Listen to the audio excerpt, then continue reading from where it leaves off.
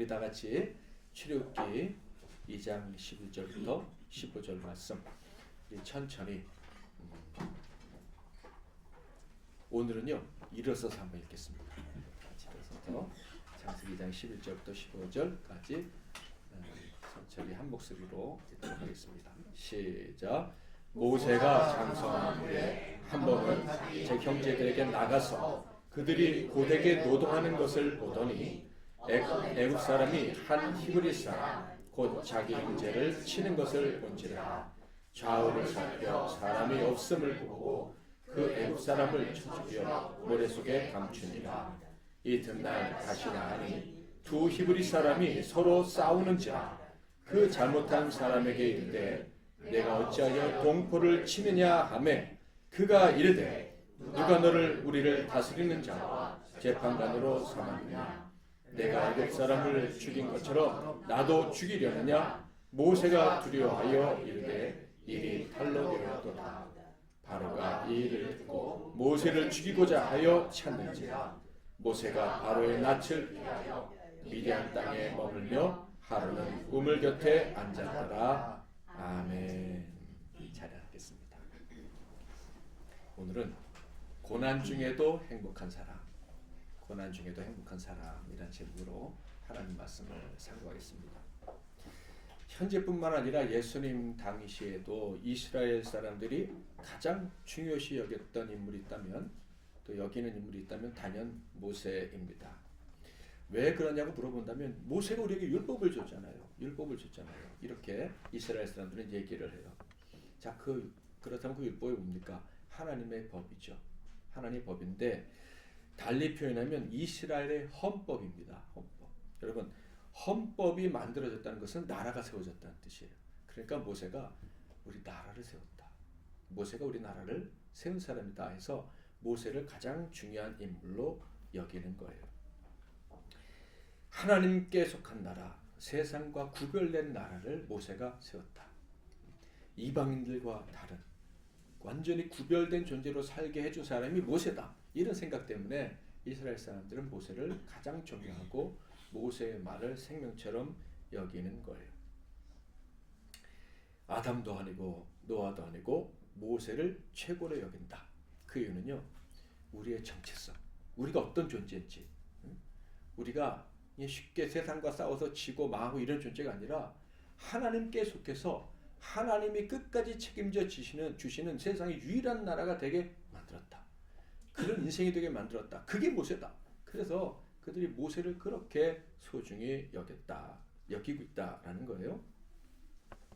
모세가 나라를 세웠다라는 것을 달리 표현하면 이스라엘이라는 세상에서 유일한 교회를 세웠다라는 말도 됩니다.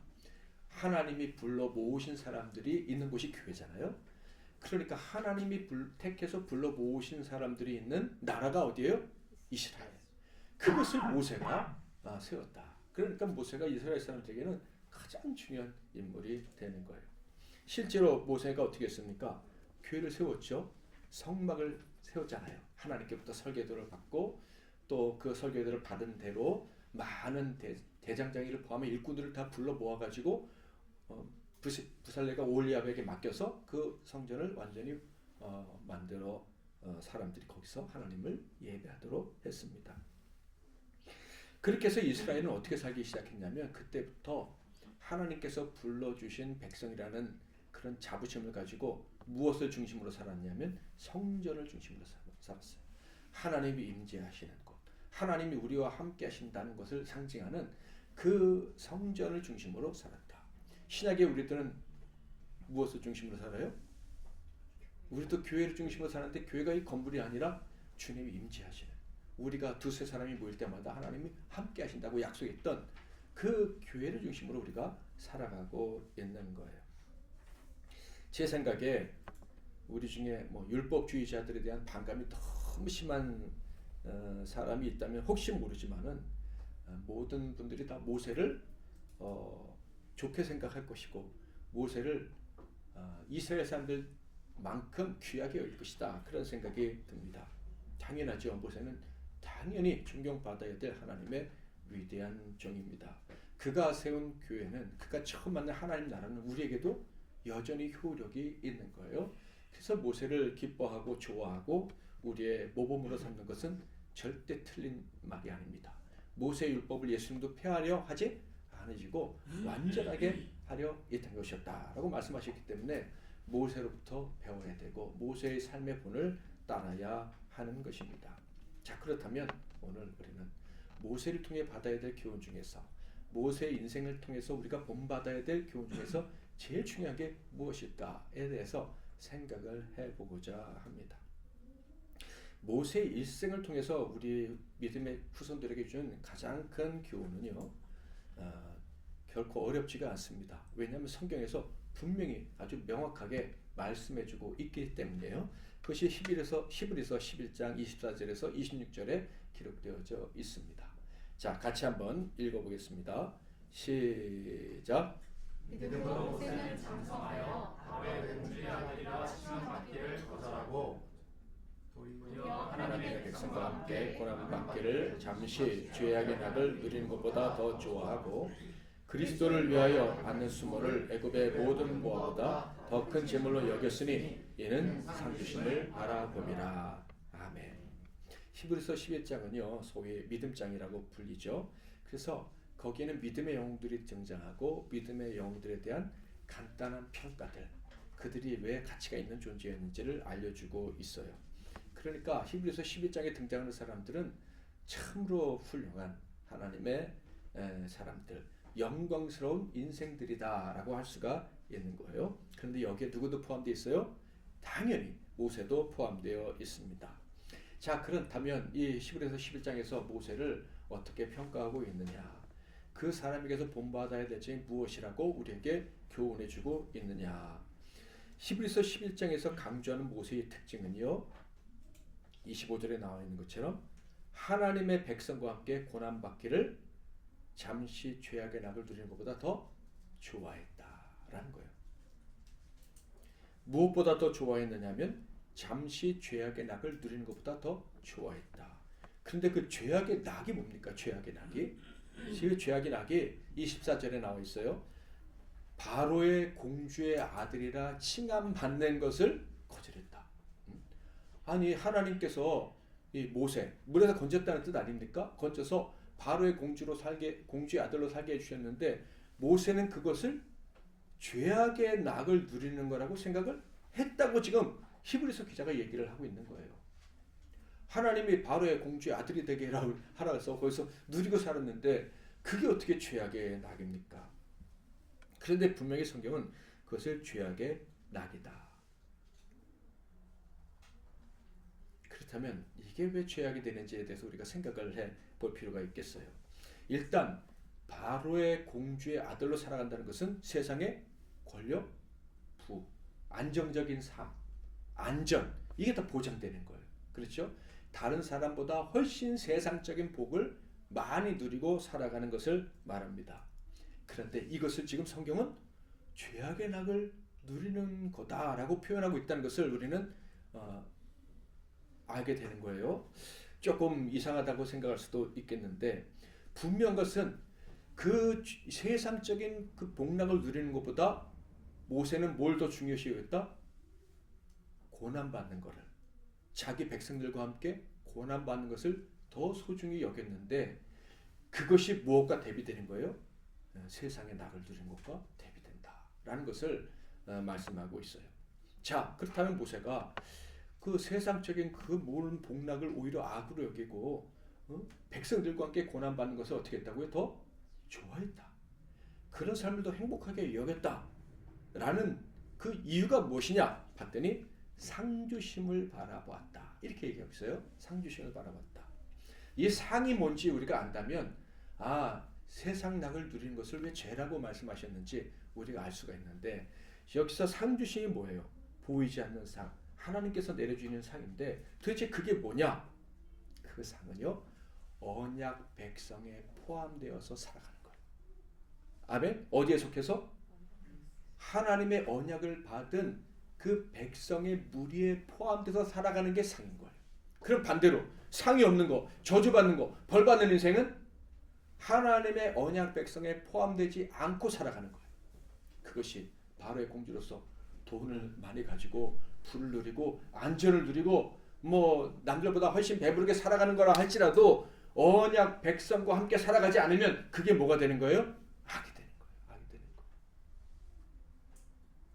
모세의 목표는 분명했던 거예요. 내가 어디에 살아야 진짜 살아가는 것이고 어디에 속해서 살아가야 진짜 행복한 것인가, 그게 분명했기 때문에 결국 믿음의 영웅이 되었다. 하나님 인정하시는 사람이 되었다라고 히브리서 기자가 이야기를 하고 있는 거예요. 이것은요, 그 믿음의 조상들이 갔던 길과 같아요. 아브라함이 어떻게 했습니까? 가족의 위로. 세상 사람들이 말하면 천륜을 벌였다 그럴 거예요. 부모를 떠났으니까. 가족의 보호, 가족의 위로, 그것을 포기했어요. 그 아버지가 나름대로 잘 살았거든요. 그런데 그것을 포기했어요. 자기 땅에서 안전하게 살 수 있었는데 가나안 땅 아무도 없는 그곳에 하나님이 가라니까 갔어요. 왜? 거기서 하나님 나라가 만들어질 것이다. 네 후손이 하늘의 별과 같이 많아질 것이다. 네가 믿음의 조상이 될 것이다. 하나님의 언약 안에 있는 공동체, 언약 안에서 살아가는 그 공동체를 네가 만들어야 된다. 그러니까 아브라함이 순종하고 간 거예요. 그런데 그것을 누가 좋아했다고요? 모세도 좋아했다. 모세도 좋아했다. 그게 선이다. 그게 선이다. 예수님이 왜 안전한 하늘 보좌 버리시고 이 땅에 오셨어요? 너희가 내 안에, 내가 너희 안에. 하나님이 택하신 무리와 하나의 한 몸이 되어서 공동체가 되어서 살리시려고 예수님이 이 땅에 오신 거예요. 이게 하나님 보실 때 선인 것. 예수님이 이 삶을 위해서 어떻게 해요? 십자가 고난을 기꺼이 당하셨어요. 그전에는 인간의 몸으로 이 땅에 오시고 죄악 가운데 있는 사람들과 그냥 부딪히며 사는 것을 선택하셨어요. 이게 누가 갔던 길이다? 모세가 갔던 길이다. 그런데 놀라운 건요, 또 누구도 그 길을 가는 줄 아십니까?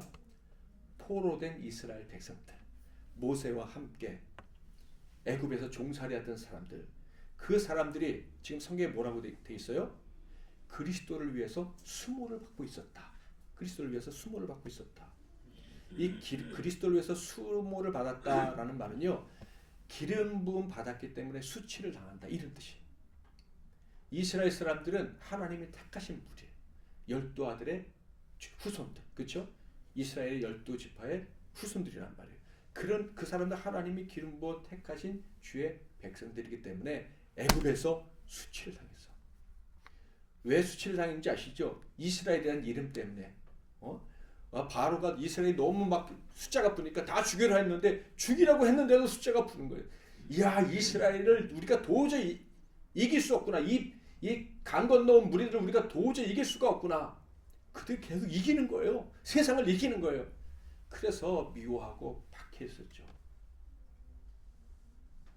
이스라엘 백성이 모세와 함께 어떻게 됩니까? 애굽에서 나오는 거는 부활의 영광을 상징하는 거예요. 예수님이 그 미움을 받고 수치를 당하시고 죽으시고 부활하신 것처럼 이스라엘 백성들도 하나님의 백성으로 다시 태어나려고, 그전에는 야곱의 아들들로 왔지만, 죄인들로 왔지만, 수치스럽고 부끄럽고 두려워 떠는 자들로 왔지만, 하나님이 책임져 주시는 백성으로 다시 나아가기 위해서 모세처럼, 예수님처럼 그래서 수치를 당하고 있었던 거예요. 모세가 바로 이것을 더 좋아했다. 주님의 부활의 능력을 경험하기 위해서 세상 걸 잃어버리고 세상에서 수치당하는 것, 그것을 바로의 궁궐에서 누리는 복보다 더 좋아했다. 더 좋아했다. 잠시 낙을 누리는 것, 즉 공주의 아들로 살아가는 것보다 고난을 받기를 더 좋아했다. 이것은요, 이 세상 사람들과 완전히 다른 삶의 목표를 가지고 있었다는 거예요. 많은 그리스도인들이 교회에 오는 이유가, 교회 가면은 더 잘 살게 된다, 더 행복하게 된다, 더 부하게 된다, 마음의 평안을 얻을 수 있다, 뭐 이런 목표를 가지고 교회를 와요. 그런 분들에게 물어보면, 왜 나는 바로의 공주의 아들처럼 살지 못합니까? 왜 나는 복권 1등 당첨 안 됩니까? 왜 나는 남들처럼 대박 터지는 인생이 안 생깁니까? 그거 줄게 그러면 교회 생활 더 열심히 하고 아마 그럴 거예요. 그런데 모세는요 완전히 다른 목표를 가지고 있었던 거예요. 하나님의 사람들은 삶의 목표가 다른 거예요. 하나님의 언약 백성들에게 포함되어서 그 안에서 살아가는 게 가장 큰 즐거움이다. 그것을 위해서 내 인생을 바치고 싶다. 그것이 모세의 삶의 목표였다. 이것을 현대적으로 좀 풀어본다면, 오늘날의 의미로 풀어본다면 교회의 일원이 되어 살아가는 게 삶의 목표다. 내가 참된 교회의 공동체의 일원이 되는 것이 나의 뭐다? 상급이다. 이렇게 표현할 수가 있겠어요. 그러니까 모세는 다른 게 아닌 거예요. 저 지금 나는 잘 살고 내 백성들은 채찍질 당하고 자식이 아들 태어나면 죽이고 그냥 죽도록 노동하는데 어디에 속하고 싶다는 거예요?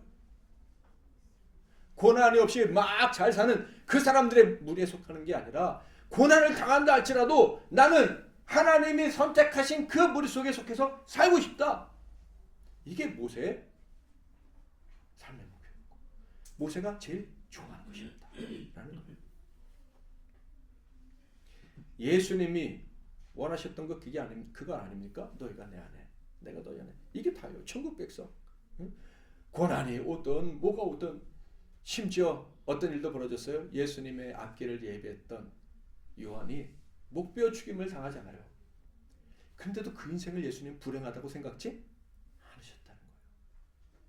사도 베드로 네가 나를 위해서 십자가 지고 순교할 것이다 라고 예언을 하면서도 그를 저주받은 인생이라고 하지 않으셨어요. 왜? 그가 어디에 속했으니까? 예수 안에 속했습니다. 예수가 그 안에 속했으니까. 이 언약 백성의 공동체 안에 들어갔다라는 것이 최고의 가치인 거예요. 아멘. 근데 우리는 자꾸 다른 것에 시선을 뺏기는 거예요. 내가 지금 얼마나 가졌나, 내 주머니에 얼마나 있나, 내가 얼마나 사람들에게 인정받나, 여기에 시선을 뺏겨가지고 진정한 행복이 내가 그리스도 안에 속해서 있다는 거기에 있다는 것을 자꾸 잊어버리고 세상에 속해서 세상 사람들과 같이 혹은 세상 사람들보다 더 많이 누려야 진짜 내가 복받은 인생이라는 그런 생각을 자꾸 하고 거기에 끌려가고 있다 이런 얘기예요. 그렇다면 어떻게 해서 모세는 그런 삶을 더 좋아할 수 있었을까? 그렇게 살아가는 게 더 행복하다고 생각할 수 있었을까? 첫째로는요, 그 마음 안에 두려움이 없었기 때문에. 세상 것을 잃는 것에 대한 두려움이 없었다. 내 주머니에 돈 한 푼이 없어도 하나님이 책임져 주신다라는 그런 믿음이 있었다는 거예요. 심지어 수치를 당한다 할지라도 자기 백성들처럼 멸시와 침대를 당한다 할지라도 난 괜찮아. 내가 하나님의 언약 백성으로 살 수만 있다면 난 괜찮아 하는 전혀 미래에 대해 염려하지 않는 담대함이 모세에게 있었다. 그런데 이 두려움 없는 이 용기는요, 모세가 갖고 싶어서 가진 건 아닌 거예요. 자기도 모르는 사이에 믿음이 그에게 들어온 거죠. 자신도 모르는 사이에 사실 자기 언약 백성들 편에 속하면 자기가 얼마나 큰 고통을 당할지 사실 모세는 잘 몰랐어요. 바로가 죽이려고 하고 그래서 자기는 도망가야 되고 이것까지 생각은 못했지만 그래도 어쨌든 그것을 선택하는 그 순간까지는 두려움이 없었다. 그런 삶을 살고 싶었다. 이것을 보면서 우리는 생각나는 사람 있죠? 요셉이 생각나요. 하나님의 큰 구원을 위해서 자기 가족의 하나님이 택하신 백성들의 구원을 위해서 감옥에 갇힌 것도 두려워하지 않고 형들의 배신도 두려워하지 않고 그리고 형들에게 두려워하지 말라고 했던 그 요셉이 생각이 납니다. 모세가 이렇게 두려워하지 않을 수 있었던 것은 제가 성경을 보면서 깨닫게 되는 것은요. 하나님이 택하신 사람들에게는 이 정체성이 유전되는구나. 이 믿음 때문에 세상을 두려워하지 않는 게 자기도 모르는 사이에 유전이 돼서 결정적인 순간에 발휘가 되는구나 하는 생각을 해봅니다. 자, 출애굽기 1장 12절 같이 한번 읽어보겠습니다. 시작. 그러나 학대를 받을수록 더욱 번성하여 퍼져나가니 애굽 사람이 이스라엘 자손으로 말미암아 근심하여. 아멘. 이스라엘 백성들이 뭐 받을수록? 학대를 받을수록 어떻게 했다고요? 더 번성하고 더 퍼져나갔다. 이게 이스라엘인 거예요. 세상을 이기는 자들. 그러니까 세상을 두려워할 필요가 없는 거예요. 이게 이스라엘 사람들의 정체성이에요. 자기도 모르는 사이에 하나님의 언약의 공동체 안에 이렇게 포함이 되면 그 공동체 안에서 저절로 이렇게 생기는 거예요. 여러분, 전 세계 모든 인종 중에 오직 이 한국 사람만 이 겨드랑이 냄새가 안 난다 그러잖아요. 그거 자기 갖고 싶어서 그런 특징을 갖는 게 아니라 한국 사람이니까. 하나님의 택하신 백성들은요, 자신도 모르는 사이에 세상을 두려워하지 않는 용기가 그 안에서 자라나고 있다가 결정적인 순간에 발휘가 되는 거예요. 두려움 없이 미래를 향해 달려가는 이 용기가 반드시 나타나게 된다. 아멘. 혹시 우리 중에 용기가 없고 두려움이 많으신 분들이 계시다 할지라도 걱정하지 마십시오. 결정적인 순간에 하나님이 용기를 주실 거예요. 아멘. 결정적인 순간에 내 안에 이런 담대함이 있었다니 라는 것을 깨닫게 해주실 거예요. 따라 봅시다. 세상에 대한 패배로부터 자유하라. 아멘. 이게 믿음의 사람들에게 주신 특권인 거예요.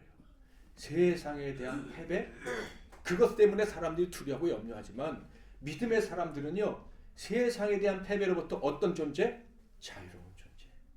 결코 두려워할 필요가 없는 그런 인생을 살아갈 수 있는 존재로 하나님이 택해 주셨다. 고난을 당할 수는 있어요. 어려움을 당할 수 있어요.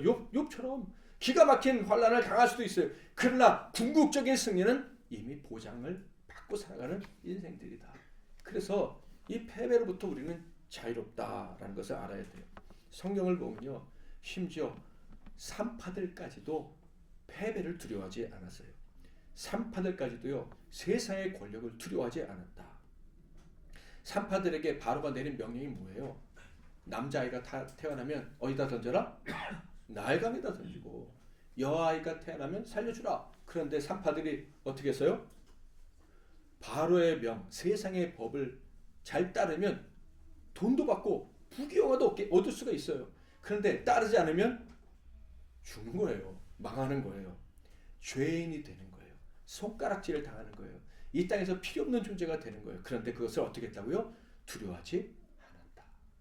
출애굽기 1장 16절, 17절 같이 한번 읽어보겠습니다. 시작. 이르되 너희는 이블 여인을 구하여 세상을 도울 때에 그 사이를 살펴서 아들이거든 그를 죽이고 딸이거든 살려두라. 그러나 산파들이 하나님을 두려워하여 애굽 왕의 명령을 어기고 남자아이를 살리지라. 아멘. 애굽 왕의 명령을 어겼대요. 왜? 누굴 두려워해서? 세상보다 하나님을 더 두려워하니까. 하나님께 속했다는 것이 세상 나라에 속했다는 것보다 더 소중한 거예요. 그러니까 이 낮은 가치에 굴복할 수가 없는 거예요. 더 높은 가치, 자기가 가장 소중히 여기시는 왕 하나님께 순종하려고 애굽 왕에게 순종하지 않았다. 두려워하지 않는 것으로 말미암아서요, 이 산파들이 복을 받습니다. 그러니까 모세만 복을 받은 게 아니라 산파들도 복을 받았는데 성경을 자세히 읽어보면 기가 막혀요. 산파들이 왜 복을 받았는지 우리가 발견하게 되는데, 자 20절 21절 같이 한번 읽어보겠습니다. 시작.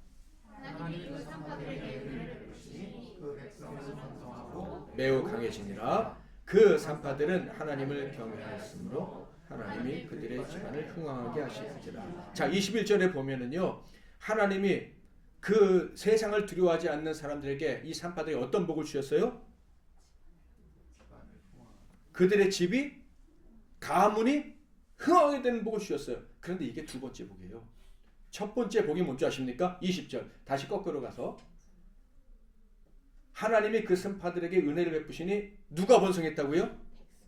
그 백성이 뭡니까? 하나님의 언약 안에 있는 사람들. 하나님의 언약 안에 있는 이스라엘. 그러니까 이 개인이 두려워하지 않고 믿음에 섰더니 누가 복을 받았어요? 그 공동체가 복을 받은 거예요. 모세가 왜 두려워하지 않았다고요? 상을, 어떤 상? 공동체에 포함되어 살아가는 상.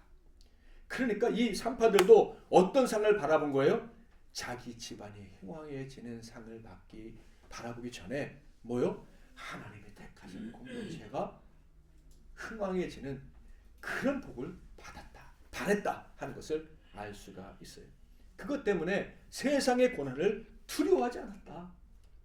고난을 당해도 내가 이 하나님이 택하신 언약 백성 안에서 내가 움직이는구나, 내가 이 언약 백성을 위해서 살아가는구나 하는 만족감, 자부심, 행복감을 느끼고 있었다라는 거예요. 모세의 부모들에게도요, 이 이스라엘의 특징이 나타납니다.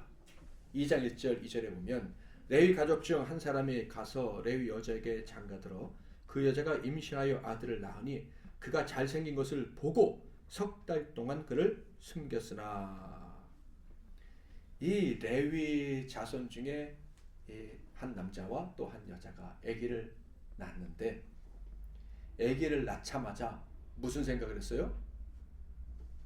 세상 권력자의 명을 어길 생각을 한 거예요. 세상 권력자의 명령은 두렵지 않다. 아기를 보고, 이 아기가 아름다운 것을 보고 잘생긴 것을 보고, 이게 잘생겼다는 게 무슨 뜻이에요?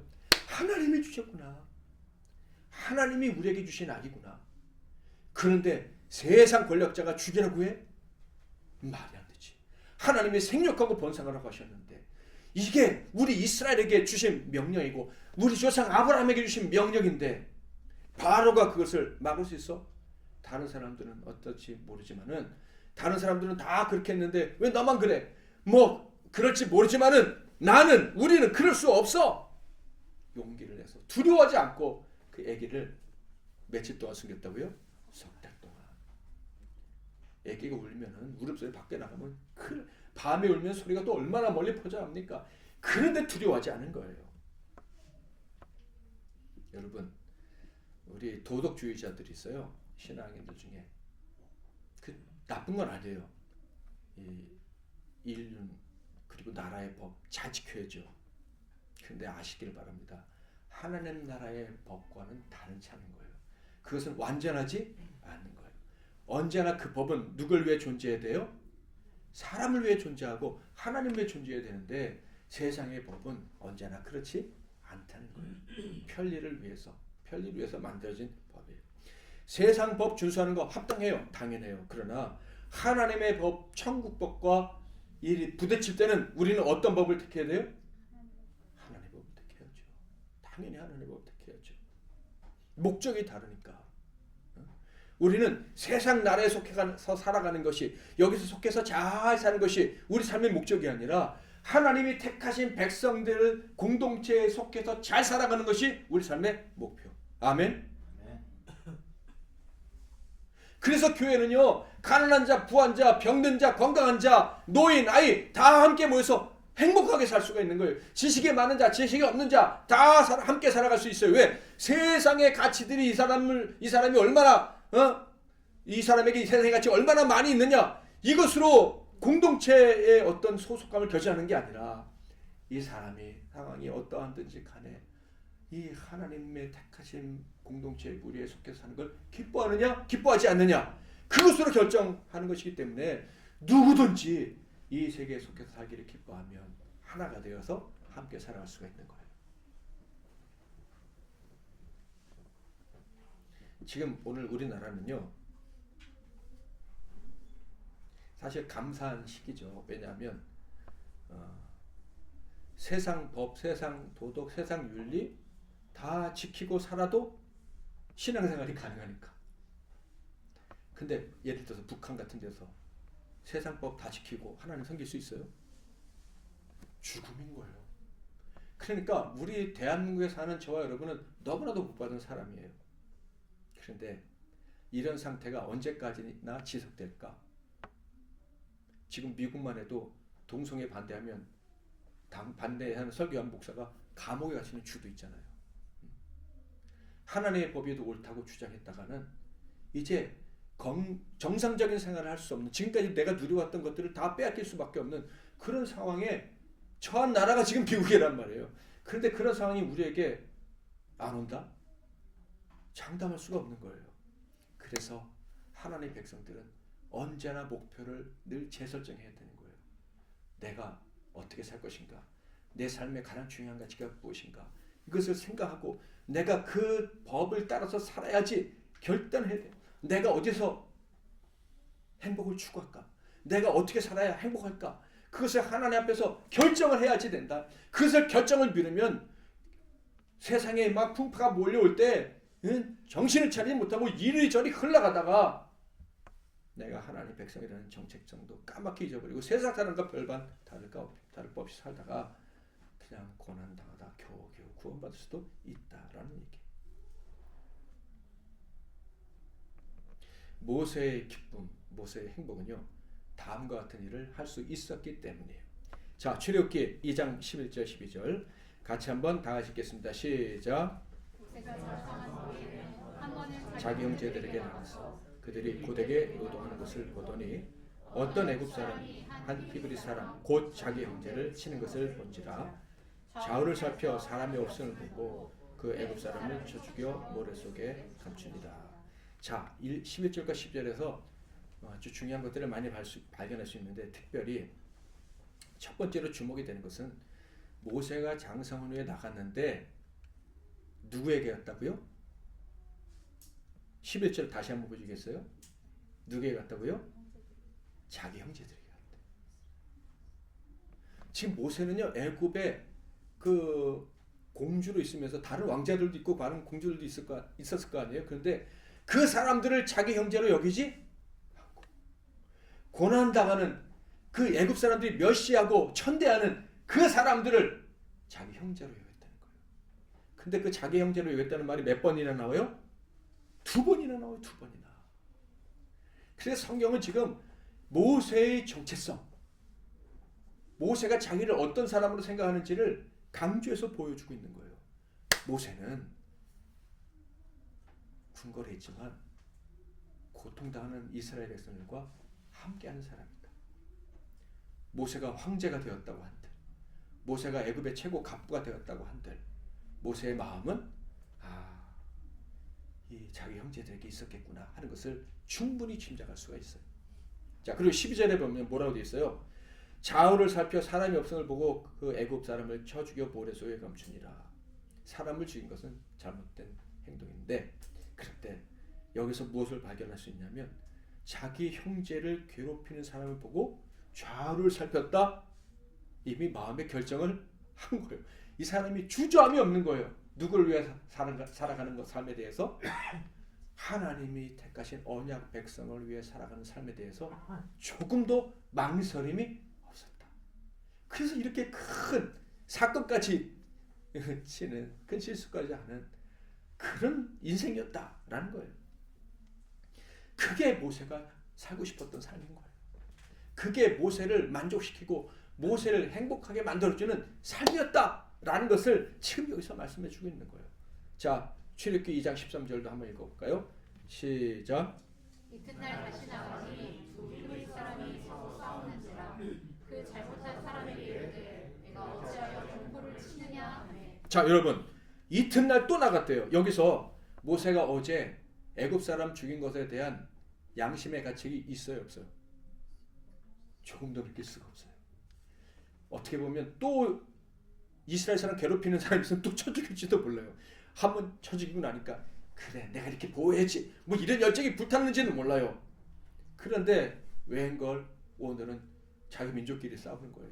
내 형제끼리 싸우는 거예요. 하나님의 언약을 받은 사람들이, 요셉이 용서하고 하나님이 용서해서 이렇게 복을 받은 사람들이 자기들끼리 싸우는 거예요. 세상과 싸워 이길 사람들이 교회 안에서 싸운다 이런 얘기예요. 그게 기가 막혀가지고 왜 너희들끼리 싸우느냐?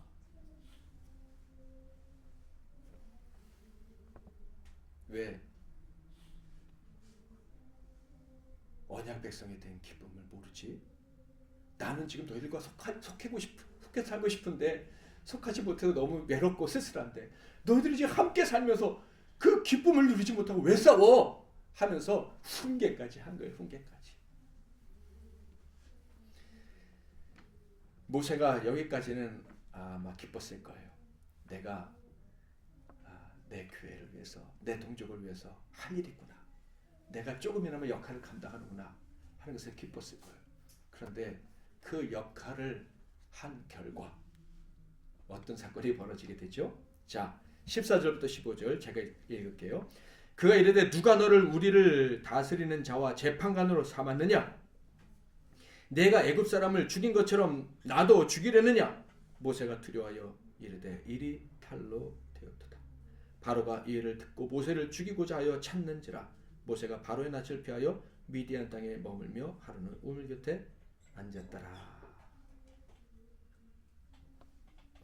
자기 민족끼리 배척하는 게 이해가 안 됐는데, 나는 그들을 위해 살고 싶은데 왜 너희들끼리 싸우냐, 이해가 안 돼갖고 얘기를 했더니 대뜸 되돌아온 게 뭐예요?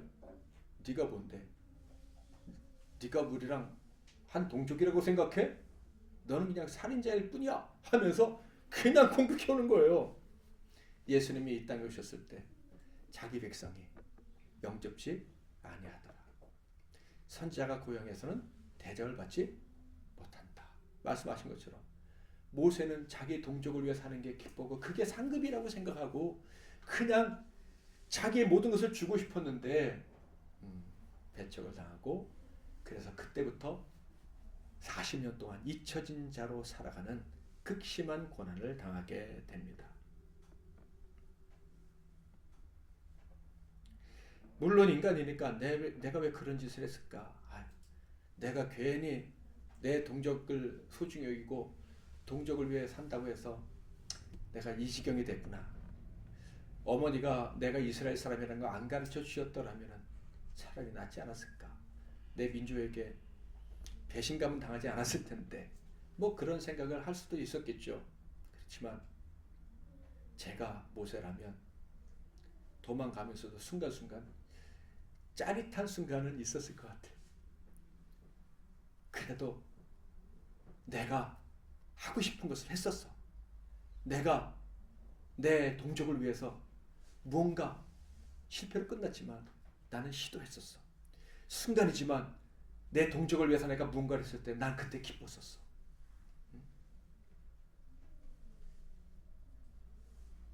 적어도 그 순간만큼은 하나님께 상급을 받은 듯한, 주님 저 당신의 나라 내 나라를 위해서 일했습니다 하는 그런 만족감을 느끼지 않았을까. 나중에 모세가 40년이 지난 다음에 돌아오잖아요.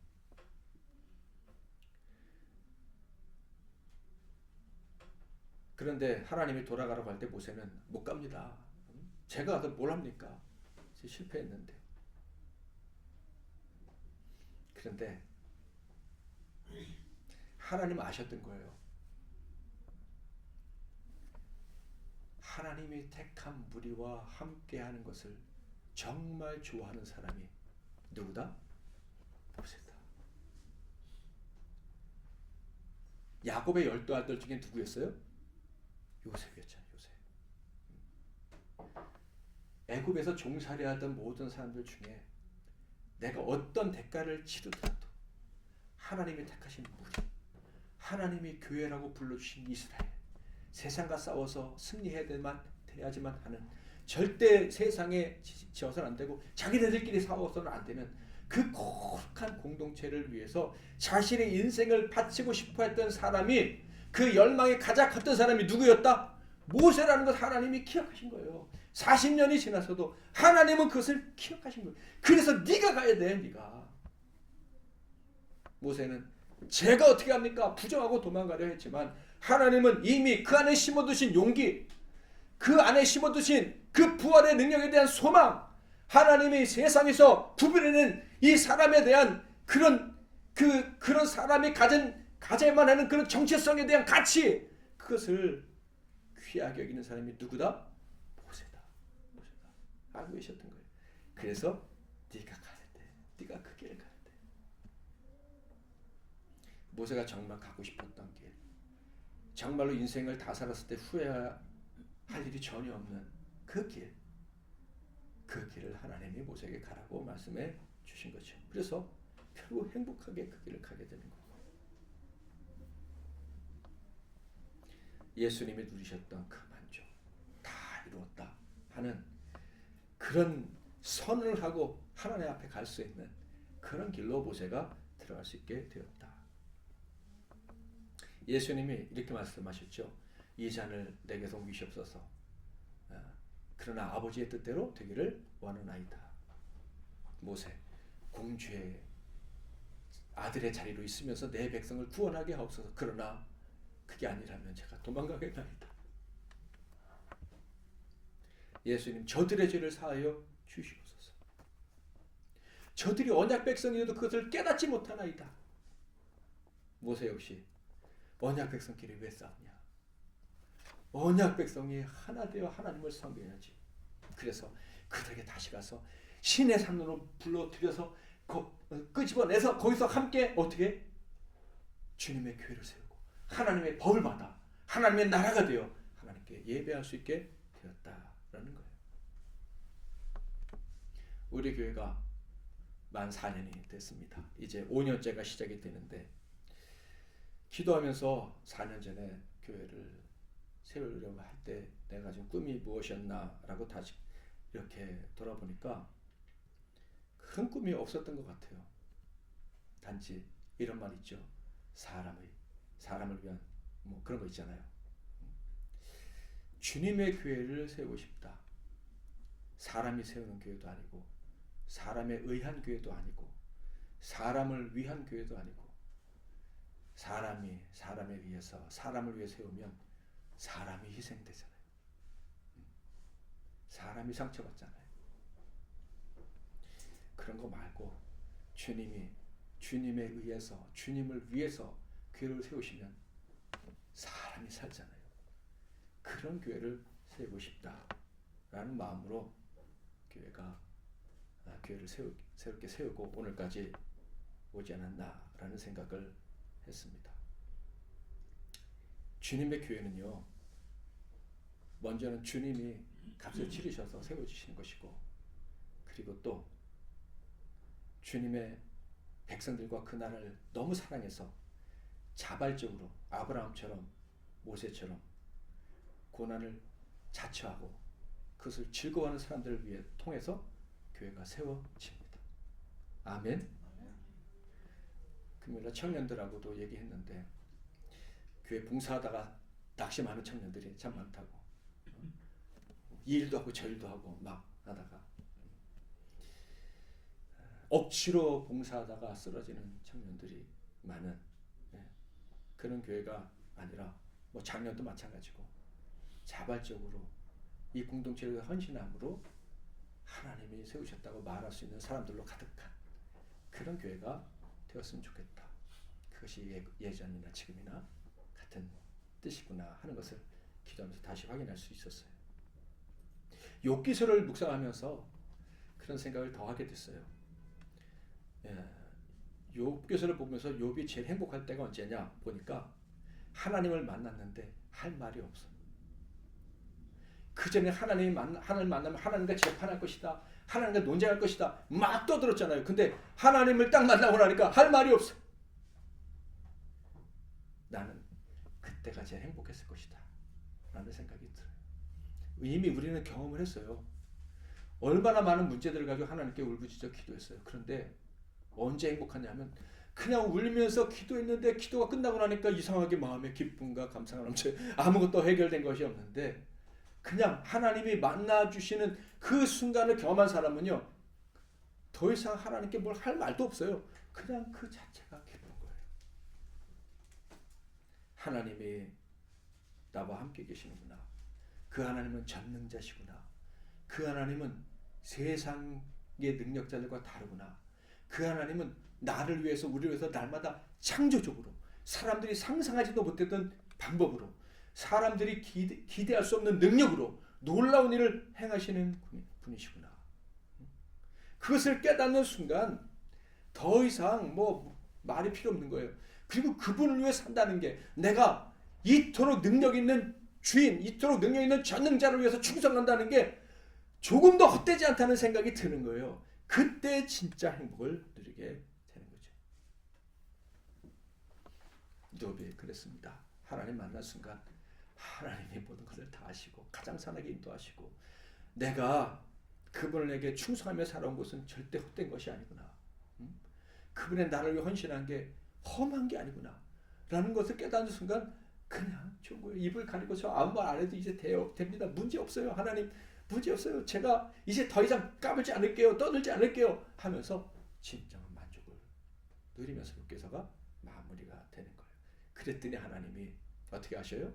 가정을 다시 일으켜주시고 친구들과의 관계를 회복시켜주시고 친구들도 육 때문에 다시 복을 받게 하시고 그 엄청난 은혜를 주시는 거예요.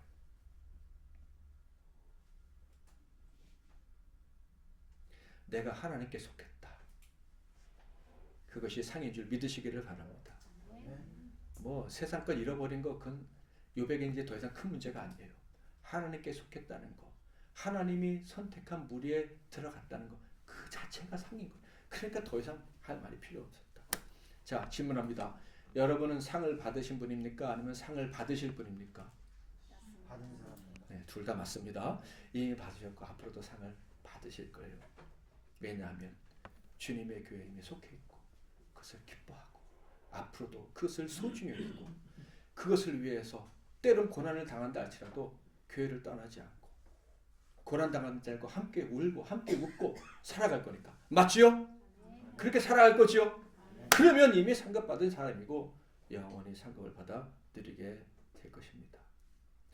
하나님의 상은 교회 안에 있습니다. 하나님의 상은 우리가 함께함에 있습니다. 고난 중에도 이제 행복해 하시길 바랍니다. 내가 이 교회 있고 교회 이 귀한 성도들과 함께한다고 그 사실을 내가 귀하게 여긴다라는 고백을 할 수만 있다면 하나님의 상이 영원히 나와 함께한다 하는 믿음으로 담대하게 나아갈 수 있기를 주님의 이름으로 축복합니다. 따르겠습니다. 우리는 주님의 교회입니다. 도리어 하나님의 백성과 함께 고난받기를 잠시 죄악의 낙을 누리는 것보다 더 좋아하고 그리스도를 위하여 받는 수모를 애굽의 모든 보화보다 더 큰 재물로 여겼으니 이는 상주심을 바라봄이라. 이제는 우리 주 예수 그리스도의 크신 은혜와 우리 하나님 아버지의 극진하신 사랑하심과 성령님의 위로교통 충만 복주시는 은혜가 부름받은 공동체 안에 거하고 이 공동체를 위해 사는 것이 삶의 가장 큰 목표요. 인간이 이 땅에서 받을 수 있는 가장 큰 상급임을 알고 모세와 같은 이 복된 삶을 살기로 작정하며 머리 숙인 이 함께 기뻐하는 교회 4주년의 주인공이신 주님과 함께 칭찬받아 마땅한 주의 종들 한 분 한 분 위에와 그들의 가정과 산업과 미래 위에 건강 위에 이 나라와 이 민족과 세계 열방과 주님께서 피로 값주고 사신 우리 함께 기뻐하는 교회 위에 이제부터 영원토록 함께 하실지어다. 아멘.